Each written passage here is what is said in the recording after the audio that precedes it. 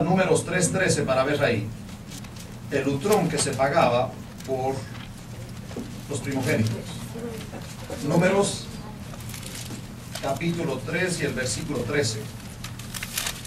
Porque mío es todo primogénito, desde el día en que yo hice morir a todos los primogénitos en la tierra de Egipto, santifiqué para mí a todos los primogénitos en Israel, así de hombres como de animales, míos serán, dice Jehová. Es obvio que si todos los primogénitos eran dedicados al servicio de Dios, ¿qué pasaría con las familias sin sus hijos mayores? Por tanto, había una ceremonia que se llamaba la redención del primogénito, a través de la cual los padres podían recuperar a su hijo mediante el pago de 5 ciclos a los sacerdotes. Números 18-16 muestra eso. Vamos a ver ahí. Números 18 y el versículo 16. De un mes harás efectuar el rescate de ellos conforme a tu estimación por el precio de 5 ciclos conforme al ciclo del santuario, que es de 20 geras. Y entonces el muchacho podía regresar a su casa. Si este concepto de pagar un precio para la libertad de otro está por toda la escritura. Ahora, el asunto con los griegos, en el tiempo de Pablo y obviamente en el tiempo del Señor Jesucristo,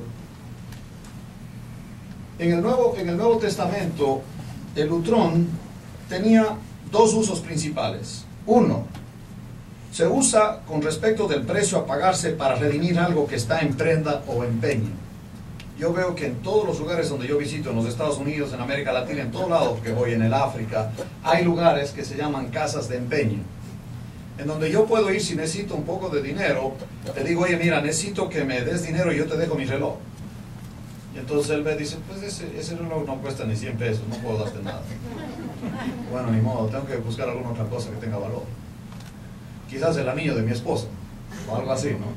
Pero vas ahí a la casa de empeño y necesitas dinero, ellos obviamente lo agarran a un costo o te dan lo que no vale. Simplemente te prestan dinero con la esperanza de que tú nunca regreses para ellos venderles y hacer dinero con eso. ¿Entiende el punto? Y también te cobran intereses por eso. Entonces, el concepto de los griegos del utrón era de regresarte a la casa de empeño, pagar lo que debes y recuperar la pieza. Ese es uno de los conceptos del término lutrón en la cultura griega. Y el otro se utiliza también respecto del importe pagado o recibido por la liberación de un esclavo. Este tema es muy importante. En aquel entonces, ya sabemos nosotros que el Imperio Romano tenía esclavos. ¿Tienen ustedes idea cuántos esclavos había en Roma en el tiempo del Señor? En el tiempo de Pablo. Roma, solamente la ciudad de Roma tenía 1 millón de habitantes. El imperio obviamente tenía más. Pero en el imperio habían 400.000 esclavos. ¿Puede usted imaginar eso? Casi la mitad de la población de Roma eran esclavos. ¿Y cuál es el sueño de un esclavo? Ser libre. Ser libre.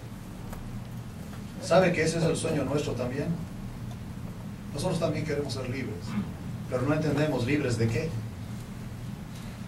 Pensamos que es libres de deudas. Ya estás libre de deudas y todavía te falta algo. Todavía no estás libre.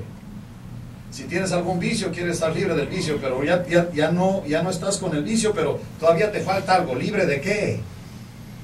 Libre del veneno. ¿Sí? Eso es lo que vamos a ver ahorita también, cómo la redención, la sangre de Cristo, la vida de Cristo es el antídoto para el veneno con el cual nosotros nacimos. Todos. Y no hay diferencia. Así que los griegos tenían esos 2 usos. Y otra cosa más que quiero que sepan, que en el tiempo de Pablo, y cuando él habla que es siervo de Cristo, él entiende muy bien lo que está diciendo. Digamos que un esclavo quiere reunir el dinero para ser libre. Él no va a un banco para depositar el dinero en un banco, no hay tal cosa. Lo que el esclavo en aquel entonces hacía es ir al templo de algún dios. Si este era devoto de Apolos, por ejemplo, se iba al templo de Apolos y ahí estaba el sacerdote de Apolos. Entonces hacía un trato con el sacerdote y le decía, de acuerdo, yo necesito tantas minas de plata, en fin, lo que sea que era el costo de él. Necesito juntar el valor en dinero para que tú le digas a mi amo que me deje ir libre y le des lo que yo cobro, más bien lo que él cobraría por mí. Entonces él iba con Apolos, iba al templo al sacerdote y le daba el dinero, iba juntando el dinero, y cuando ya estaba el dinero traía al amo de él, y el sacerdote le entregaba el dinero al amo y él le daba la libertad. Pero ahí no se termina el asunto. El asunto es que ahora este esclavo ya no es esclavo del amo, sino es esclavo de Apolos. Y ahora el sacerdote puede pedirle a él que haga cualquier cosa para el templo de Apolos, que dé cosas para el templo de Apolos, etcétera, etcétera. Ya es esclavo de Apolos. ¿Sí? Y obviamente ahí hay un abuso. Hay un abuso. Porque si un esclavo que está libre ahora tiene que todo lo que gana dárselo a estos sacerdotes que pueden ser bandidos para ellos mismos, hay un abuso. Y parte de esas prácticas yo las veo hoy día en algunos grupos evangélicos de abuso, y con el pretexto de que es la obra de Dios, a la gente le quitan el dinero. Que tengan cuidado con eso, porque nuestra libertad no era para estar presos de un pastor. Ahorita vamos a ver para qué era nuestra libertad. Nuestra libertad es algo maravilloso, y en esa libertad es donde debemos quedarnos. Ahora, hay dos palabras en el Nuevo Testamento que deben introducirse aquí: agorasein y exagorasein, que significa comprar, y time, que quiere decir precio. En 1 Corintios, vamos a ver ahí, 1 Corintios 6. Esto es maravilloso.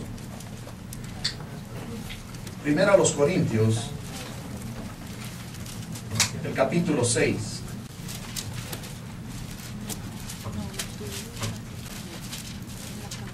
Versículo 19 y 20. Y aquí está. La pregunta que él hace es la misma pregunta que me toca hacer a mí.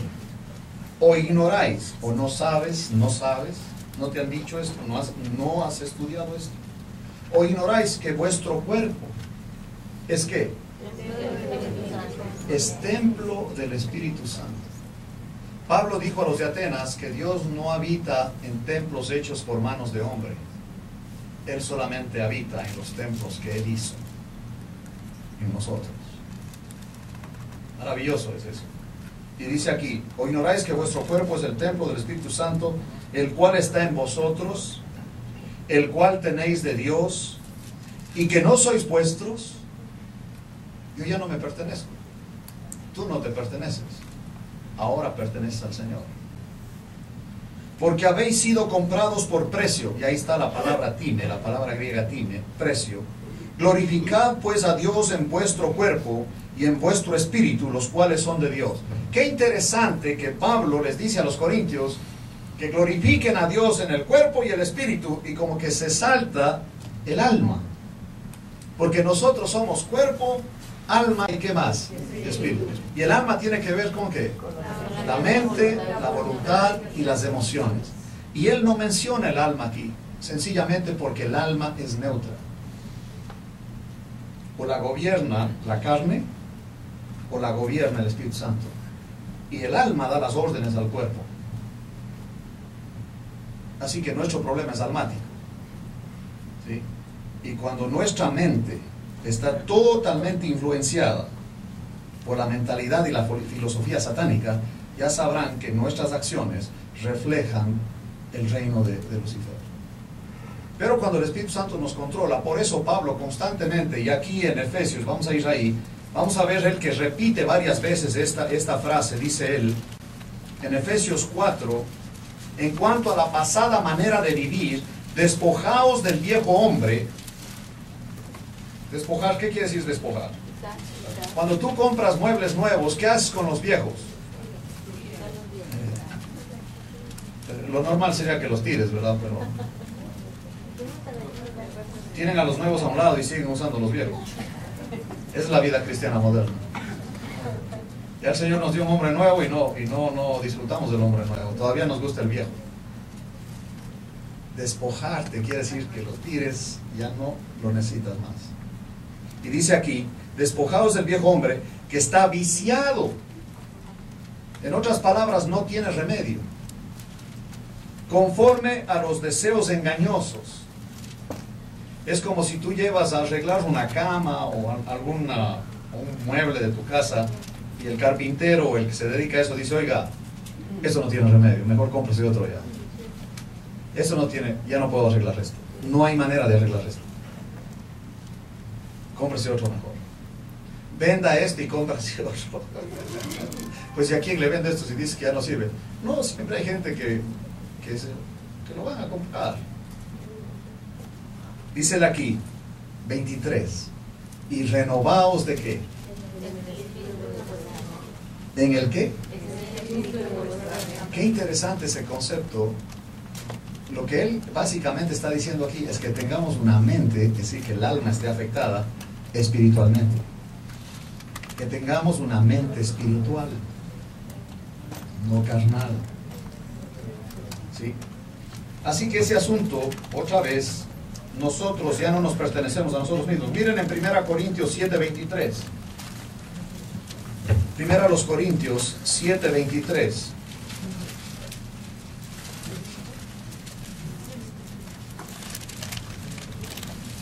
Por precio fuisteis ¿qué?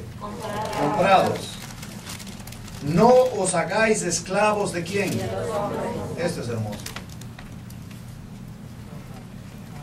Si ya eres libre, no tienes que hacerte esclavo de los hombres. Y eso es el legalismo. El legalismo lo que hace es que a las personas, a los seguidores de estos gurús, que no tengo otro término, simplemente presionan a la gente para que les obedezcan a ellos. Bajo el término cobertura. Eso es una zafada, no tiene nada que ver. Nuestra vida es dependiendo en el Señor, no en los hombres, dependiendo en lo que Dios dice, en el poder del Espíritu Santo y no en las tradiciones humanas. Si las tradiciones humanas no sirven para nada, lo único que hace es que la gente tenga temor, porque si no cumple una de las reglas que le han impuesto, entonces la persona ahora empieza a dudar si seré salvo o no seré salvo por dichos humanos. Eso no. Miren conmigo en Gálatas 5. Gálatas 5, obviamente Pablo le pega a los judaizantes que estaban enseñando a los gálatas que tenían que guardar la ley para ser cristianos. Y dice él en el 5:1, estad pues firmes, no se muevan de allí.